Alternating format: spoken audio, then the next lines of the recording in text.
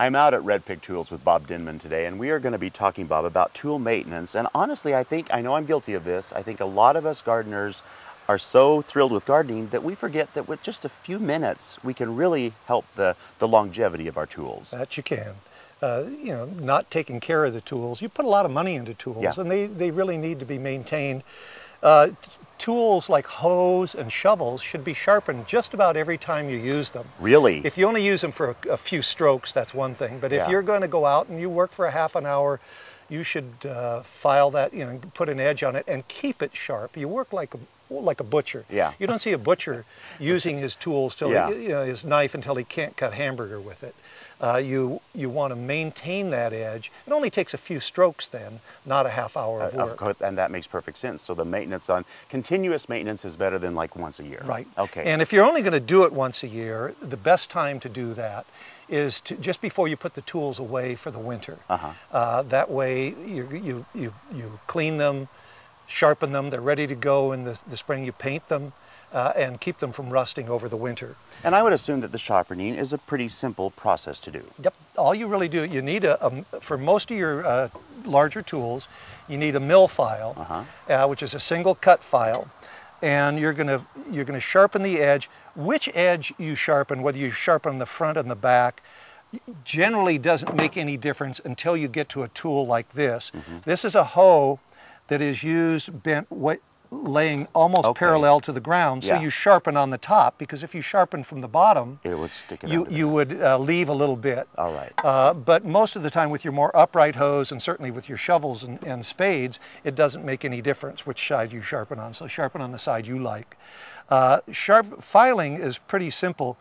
You file into the edge, that way you don't leave a burr on it, and you use the mill file and you draw file. That is, as you go across, you're sliding along it. Okay. You don't go straight across because you'll make a series of grooves. Yep. And you never file back and forth because you'll ruin the teeth on your file. As you pull back, it dulls them. Okay. So what you do is you file like this, and you try and match the same bevel that the manufacturer put on them. And if you sharpen regularly, it shouldn't take more than 5 or 6 strokes to get it sharpened. This one's pretty dull, and I could probably work on this for a good 5 minutes to get it down to a good cutting edge. And the way to check and make sure that it's properly sharp is to take your thumbnail, hold the tool rigid, push your thumbnail into this. If it bites, Then it's you'll know. sharp. If it slides, and this one isn't sharp enough yet, it's sliding along here, then you still need to keep working. You don't file on the other side unless you prefer to file a little more safely, and that is you're filing away from the edge like this. That way, if you slip, you don't bleed. Yeah. Filing into the edge is the proper way, but if you slip, you're going to bleed. Yeah. So if you file away, you'll leave a burr on the edge, and all you really do is then take the tool like this, and one or two strokes along the backside, laying the tool flat, will finish that edge. Well, now, is it the same principle for shovels? Shovels, hoes, any bladed tool, you're going to be sharpening. Now with shovels, you're going to take the shovel, hold it like this, and the best way, especially when you're out in the field, is to hold it against your foot. This one's sharpened on the back, and you're going to draw a file like this, and then to come down the other side, you're going to go this way, but you're going to file like that and just keep it against your foot, just so it doesn't slip. Well, now I noticed that you have a lot of, like this handle here, this looks bad. Yeah, this is an example of a handle that has really been left out repeatedly in the weather. And what happens is the grain expands and contracts as moisture moves in and out of it, and eventually it craters like this. This one broke down here, but it could have broken anywhere along here. Good handle will take about 200 pounds of pressure before it breaks. Unless you weigh 200, you're not going to rear back and break it. But if you let it continually weather, it can get down to 70, 80 pounds, and a small child can break that handle. So what you do with your handles is, I'll do it on this particular tool that we're maintaining here. First thing you do with your handles is sand it off. and this one doesn't need a whole lot of sanding. You can sand it really aggressively, or you can just sand it lightly. But you want to open up the grain a little bit. This one you can see is starting to crack right along here, but it's still pretty smooth all over. Then the next thing you do is you take some oil and you apply oil to it. Okay. The best oil is boiled linseed oil that you get at the paint store.